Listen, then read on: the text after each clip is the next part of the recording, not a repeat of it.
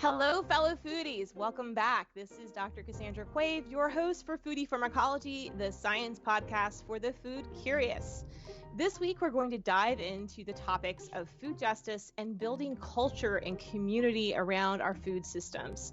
And to explore this topic, I'll be speaking with Navina Khanna, who is the co-founder and executive director of the Heal Food Alliance, a national alliance of organizations that build collective power for transformed food systems across race, sector, and geography. For more than 20 years, Navina has cultivated justice through food and farming systems, working as an educator, a community organizer, facilitator, and more. Thanks so much for joining us on Foodie Pharmacology, Navina. Yeah, I'm glad to be here with you. Thanks for having me, Cassandra. Yeah. So as I was exploring the Heal Food Alliance website, I came across this description of food that I'd like to read to the podcast audience to kind of kick us off. And it's this. Food is our most intimate and powerful connection to each other, to our cultures, and to the earth. By working together, we can build a system that is healthy for our families, accessible and affordable for all communities, and fair to the people who grow, distribute, prepare, and serve our food.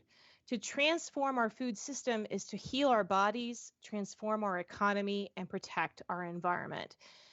And I think this is just such a powerful statement, Navina, and a great place to start in our discussion. So can you tell us a bit more about the Heal Alliance and how this alliance supports this ethos around food and community?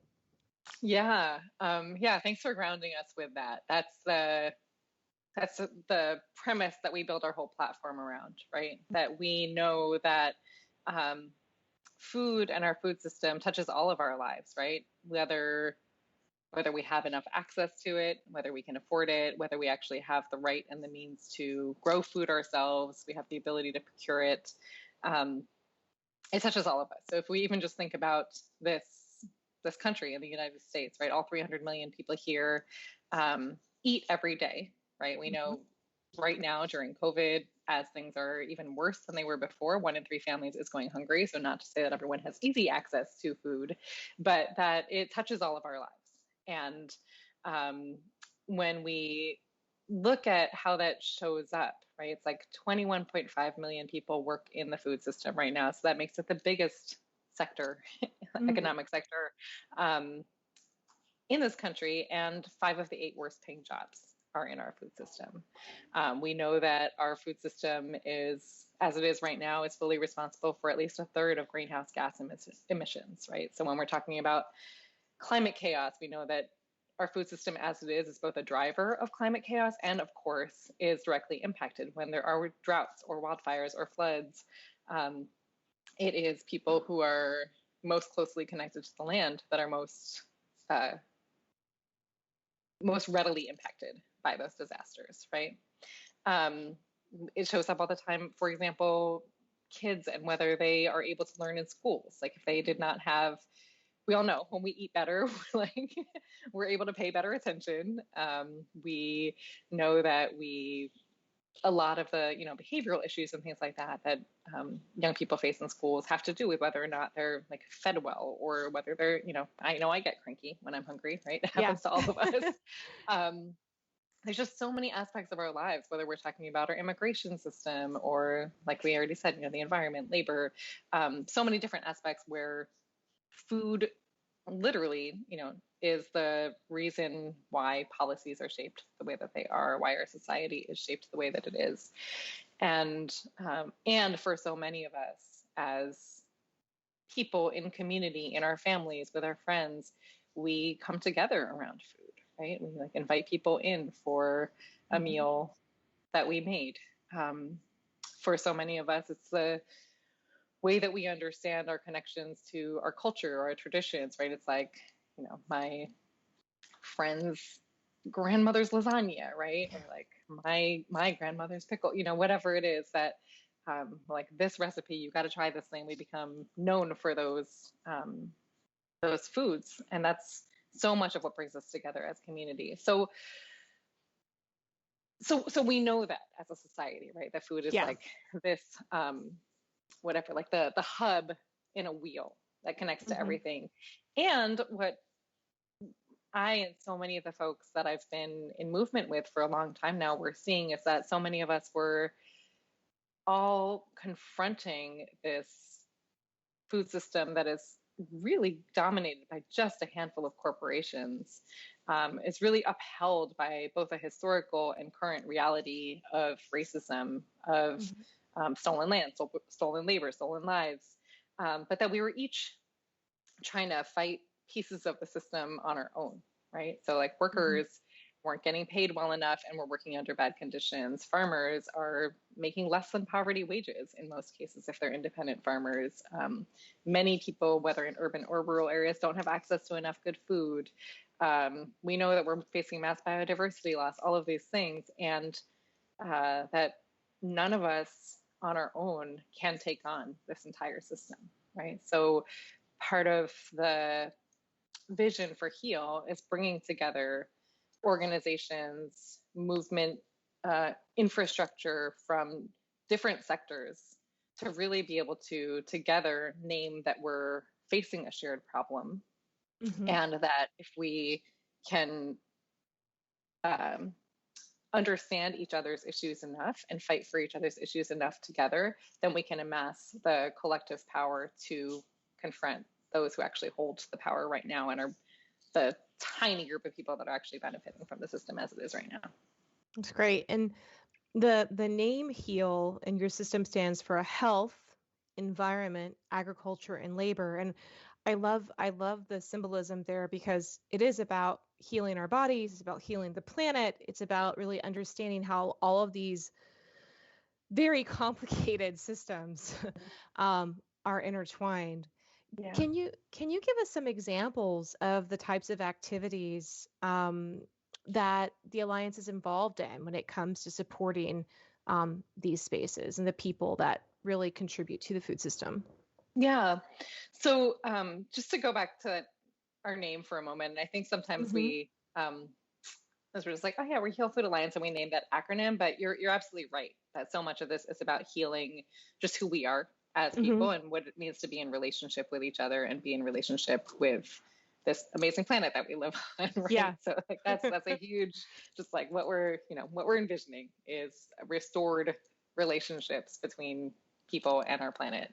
But in terms of how we do the work that we do, so HEAL launched with, you referenced our platform already. We launched with this very ambitious, multi-generational vision for change, right? It's laid out in 10 planks that are about everything from dignity and fairness for workers and their families to resilient regional economies and sustainable farming and ranching and ending factory farms and so on. Folks can read about that on our website and dig into the kinds of policy solutions and things like that we offer there. But obviously that is a long-term vision, and there's very concrete steps that we need to take together to be able to get there. So HEAL organizes around 5 basic core methods. One of those is that we work to connect and unite those groups, like we already mentioned, around the country who are building from that same place of values alignment and shared vision for change.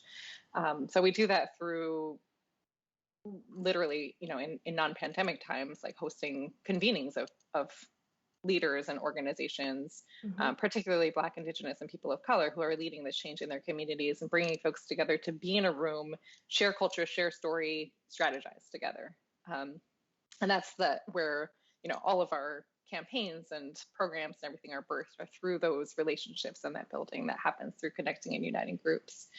The second core method, as we call them, is around really building a shared political analysis and doing political education together. So if folks go to our website, you'll see that we started putting together these toolkits that align with our platform for real food. And so there's a toolkit right now that includes a little explainer and some interviews with members and resources and a short video that people can use on social media and things like that, but that really describes what does it mean when we say dignity and fairness for workers and their families? How do we get where we are right now? And, what does it mean for us to transform that? So we try to do some public-facing political education, but we also know that the policymakers that uphold this system, that they they haven't worked for our communities, right? Um, we've been facing hundreds of years now of systemic oppression and extraction and exploitation. And so one of the things that we're trying to do is really cultivate the next generation of political leaders. So we run a school of political leadership to train Wow. them up to be able to organize campaigns in their own communities and understand, how to look at power and map that out, how to do communications and organize in teams together in their communities to do that. We also organize campaigns collectively as an alliance. So we are running a couple of campaigns right now where we are working to shift where money that goes towards food goes, right? So your audience probably knows a lot about this already, but essentially when we look at the food system right now, there are about 5 corporations that really control the whole thing. Like 95% of food in this country is a corporate product. And if you look at certain sectors like the meat industry or fertilizers or seeds, it gets less and less and less, right? 4 companies control beef and 3 control the seed industry and so on. So there are a couple of key places where a huge amount of food is purchased, right? Public institutions like schools, hospitals, places like that.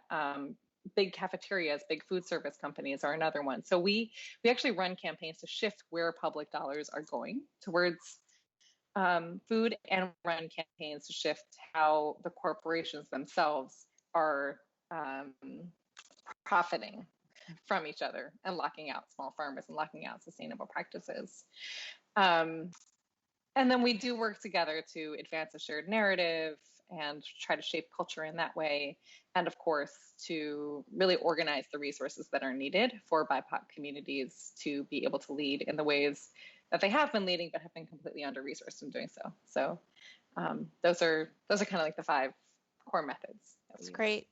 So there's a couple of things that come to mind. Number one is, how important it is to get involved in political advocacy. And I'm just thinking, when we think about the Farm Bill in the United States, it's not really a bill about small farmers. It's a bill that supports industrial agriculture and really subsidizes things. And so does this training program kind of get into the meat of those aspects of policy? And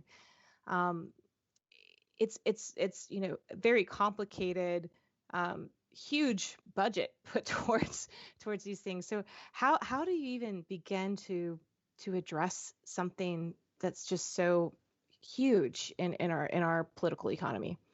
Yeah, that's a really good question. And the Farm Bill is something that I think most folks don't realize, that there is this huge, like, $300 billion piece of legislation, right, that literally writes the rules of, like, can we just repeat that?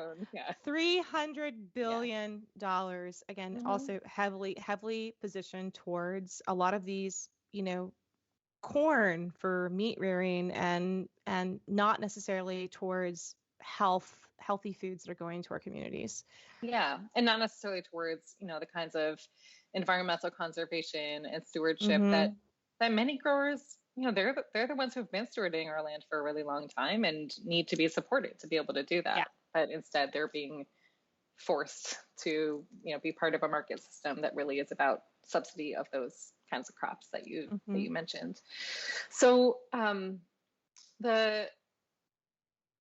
with a bill like the Farm Bill, which comes up every 5 years, it's a really important bill for our communities and our movements to be paying attention to, so that we can advocate for the things that are actually going to work for people and work for the planet. And so with something like the Farm Bill, what HEAL will do is we have a number of different kinds of organizations. And one of the things that we really rely on is the diverse skills and resources that each organization brings to the table, right? So we have a couple of member organizations who are really strong policy advocacy groups, right? Like the National Farm to School Network, that's focusing on how much money goes to school lunch programs, for example, and what kind of food ends up in school lunch programs. The Union of Concerned Scientists, that's based in DC, and they're really committed to making sure that we have strong environmental and ecological standards that are going to guide food and agriculture programs.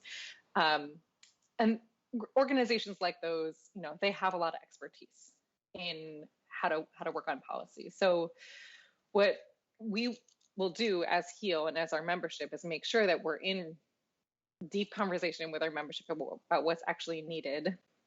We will learn some tools and skills from those member organizations who really hold that expertise. And then we'll organize fact sheets and explainers and put together tools that our members and their communities can use with policymakers, right? So they can easily pick up the phone, have a conversation with a policymaker, and be able to advocate for the kinds of changes that are needed, or collectively we'll write, some comments and put forward a public statement together. For example, right now, the USDA, thankfully, because we have a new administration now, is actually taking comments on climate change and what needs to be shifted in terms of climate policy via the USDA. So HEAL is organizing a set of comments we're submitting to the USDA around, what needs to happen to ensure environmental justice, what needs to happen to make sure that Black, Indigenous, and people of color farmers can actually use their genius and expertise on the land and be fully resourced to do that. How do we make sure that workers and farmers are protected in the face of wildfires and things like that? So we're organizing comments, we're making sure our members have the tools to be able to do that themselves, and then we'll put that forward together. That's great. And make public statements around that. And, we'll keep doing that as different policy opportunities come up, like the Farm Bill, which is next, just for your listeners to know, is next going to be up 22 or 23. Okay. So we have a couple years of lead time to build everything up. But at some point, we need to completely transform that Farm Bill in a way that's actually going to serve people on the planet. No, absolutely. And I think food and the climate crisis are intricately intertwined. If you think about a lot of our, land use patterns, not just in the US, but also globally, where we have vast tracts of forest lands that have been, destroyed for corn and soy, for palm oil, all of those processed foods that we so enjoy, they come at a cost in some cases. Yeah, and I think this well as somebody who studies ethnobotany, that for thousands of years, people were growing food or cultivating food and in relationship with the land and in ways that weren't causing mass climate chaos and mass destruction. And there's so much for us to learn from right now. I'm not saying we need to go back to hunter-gatherer status or anything like that, but there is so much wisdom in traditional knowledge for us to learn from. And instead of continuing this fast-tracked idea towards more and more monoculture, or this idea of a globalized, consolidated food system, we've seen, COVID has revealed, for anyone who didn't know that before, right, that this level of consolidation just doesn't work, right? It's not, the system is not nimble enough to adapt to the needs of real communities in the face of crisis. And we're going to keep facing more and more crisis as climate chaos accelerates, right? So there's so much learning for us to do around how we actually can have agroecological food systems that are not, it's not about having a separate ecology from community, right? It's about having agroecological systems that are really based in community and meeting community needs, that are a different scale and different decision-making processes than what we have right now.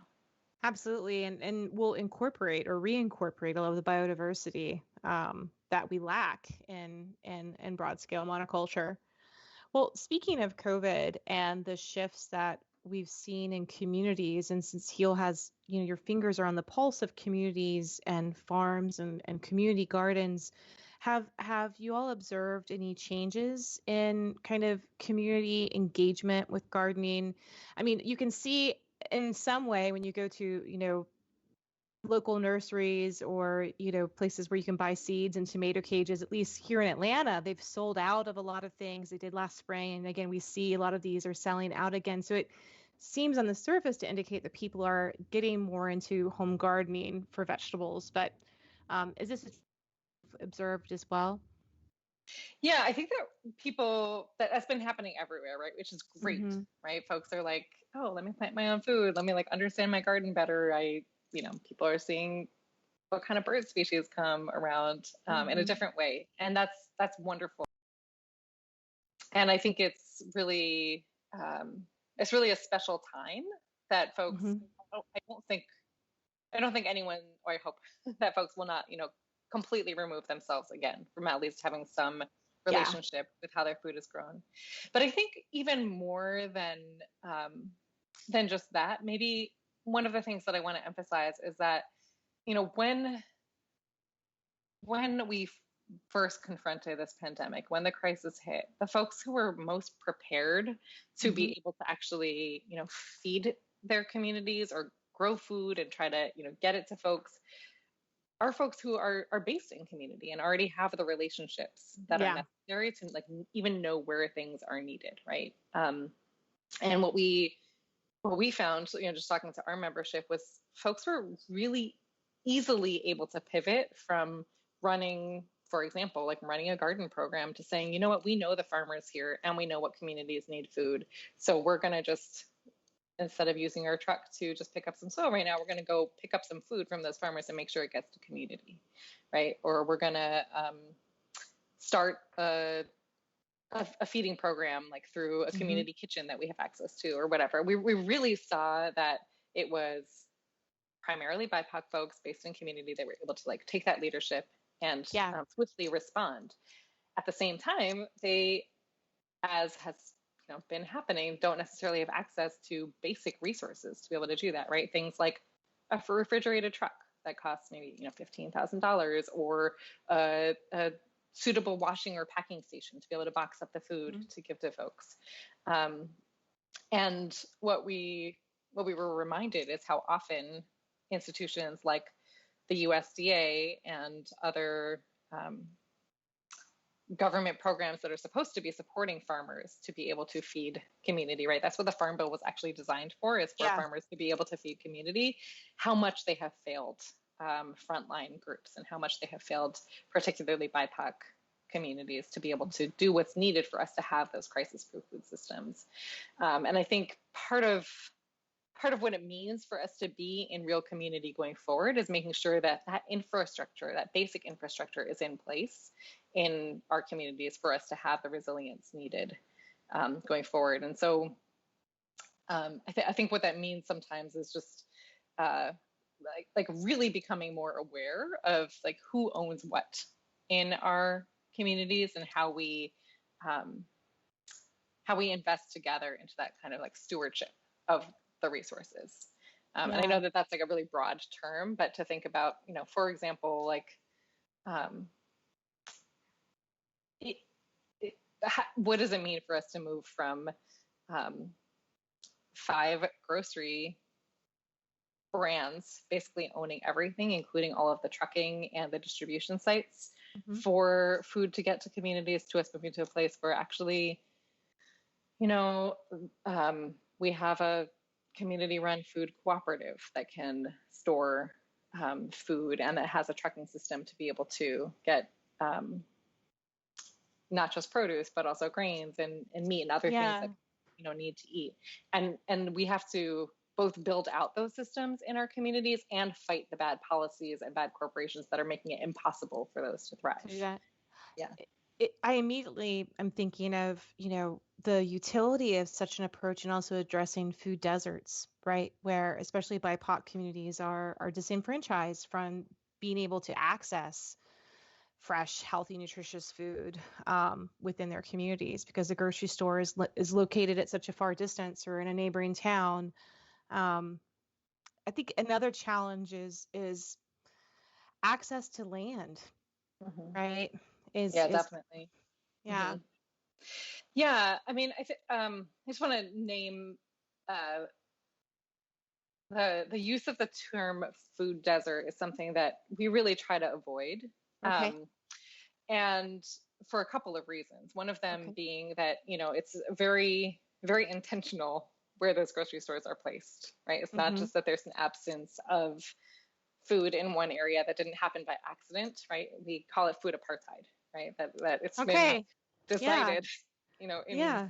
Oakland, where I live, there's a very clear dividing line. The 580 freeway divides, where Mm-hmm. there are grocery stores, where there are not, and where wealthier people, mostly white folks, live on one side of the freeway where there are grocery stores, and it's mostly Black and Latinx and other people of color who live in the flatlands where there are less grocery stores.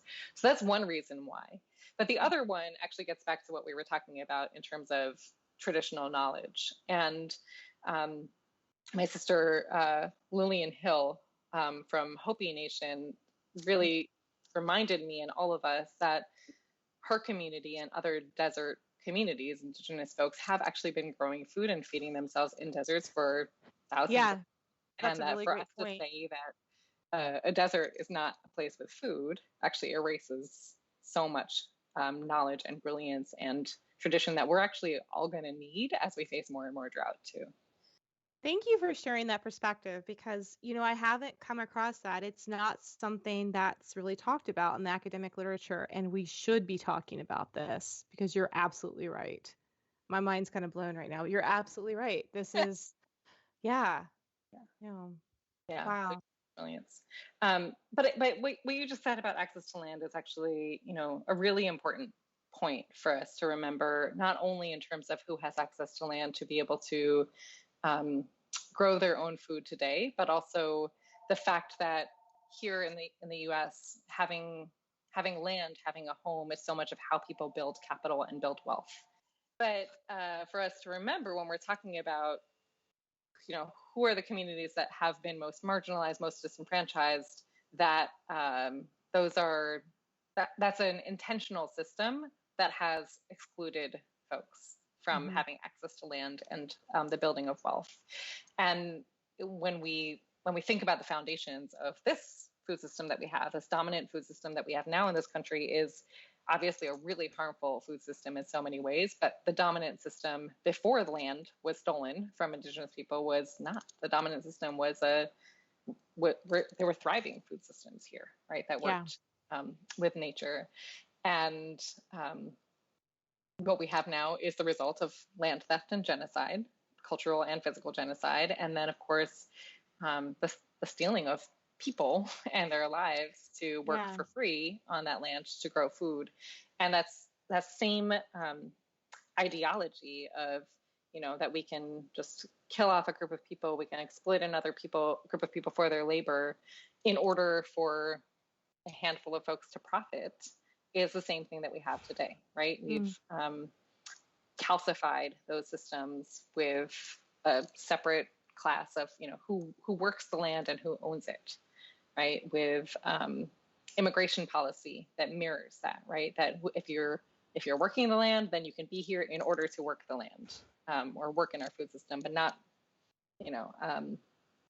not ever to be in control and have that self-determination around our own food systems. And, we see that, we just see that played out in so many ways across not just our food system, but our society, of course, right? We see how that war on Black and brown lives just shows up in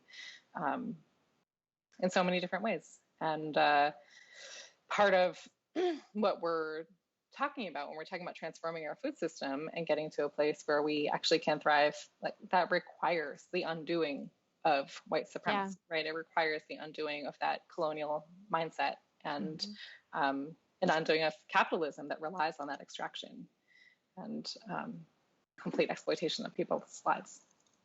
Wow. So, Navina, where can the listeners find out more about these initiatives? I'm sure there will be plenty that are going to be very interested in learning more about how to get involved, how to take action in their own communities. Where can they find resources to do that? Yeah, thanks for asking. So folks can go to our website. It's healfoodalliance.org. You can also follow us on social media. We are Heal Food on most social medias. We are pretty active on Instagram and on Twitter. And on our website, you can also sign up for email updates. So when there are really important action alerts, like you need to call your congressperson about the Farm Bill or whatever, folks will get action alerts about that. And other than that, we don't send a ton of emails. We try to do like a quarterly newsletter update for folks to know what we're up to. But social media, if you want to stay on the pulse and know about our webinars, get access to those toolkits and things like that, that's the best way to do that. And we do release those policy toolkits that I was talking about, we do release those every 3 months or so. And we have a webinar affiliated with that where you can actually hear from our members and hear about some of the amazing campaigns that they're leading in their communities. We have a brilliant member base who are doing incredible work that, that is everything that we're talking about. Wow, that's so exciting. Well, thank you so much for sharing this with us, Navina. This has been really enlightening, exciting. It's a complicated subject, and we have to raise our awareness and think about ways to get involved. So thank you so much. Yeah, thanks again for having me. Yeah. You've been listening to Foodie Pharmacology, the science podcast for the food curious, recorded on Skype during the COVID-19 isolation period. You can find this episode and all of our others on Apple Podcasts or on our website at foodiepharmacology.com. You can also check out this video and other videos of the episode taping at our YouTube channel at Teach Ethnobotany. I want to give a big shout out to our producers, to Rob Cohen and Christine Roth, for pulling this together for us. And thanks so much for listening. Stay healthy out there, and I'll see you next time.